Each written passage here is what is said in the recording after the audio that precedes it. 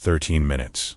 That is the exact amount of time it took for Benito Antonio Martínez Ocasio, known to the world as Bad Bunny, to transform the most-watched sporting event in history into a global classroom for leadership, identity, and the true meaning of the word America.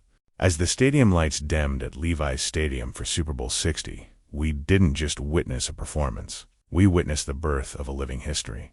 In a year defined by sharp borders and even sharper rhetoric, Bad Bunny stepped onto that stage not to audition for American acceptance, but to expand the American definition. He brought the rhythm of Puerto Rico, the casitas, the domino tables, the lush green of the sugarcane fields, and placed them squarely in the center of the American consciousness. But the reason we are discussing this today on History of Leaders 365 isn't just because of the music, it is because of the masterclass in leadership that took place during the finale.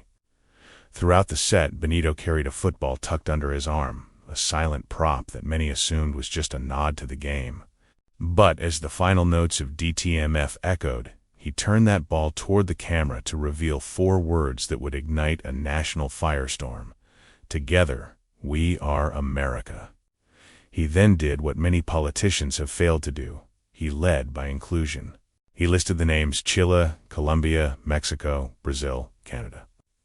The Antilles, reminding 130 million viewers that America is not a single country, but a shared hemisphere of human experience.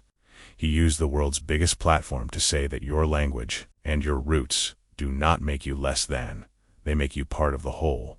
The reaction, as expected, was a study in the clash between old world gatekeeping and new world leadership. President Donald Trump took to truth. Social to call the show an affront to the greatness of America and a slap in the face. He complained that nobody understands a word this guy is saying, effectively dismissing the culture of over 60 million Americans. This is where we must look at the lens of leadership. A leader who sees a message of unity as an affront is a leader whose vision is restricted by walls.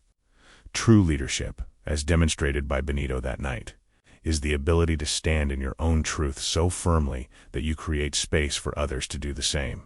By refusing to translate his lyrics, he wasn't being exclusive. He was being authentic. He proved that you don't need to speak the same language to share the same heartbeat. As he spiked that football, the scoreboard behind him lit up with a message that will go down in the archives of pop culture history. The only thing more powerful than hate is love. It was a radical act of peace in a time of division.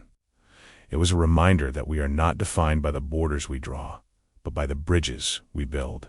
Bad Bunny walked off that field without a paycheck, but he left having shifted the cultural gravity of the world. He showed us that a true leader doesn't demand followers. They inspire a movement of belonging. He proved that peace is not the absence of difference, but the celebration of it.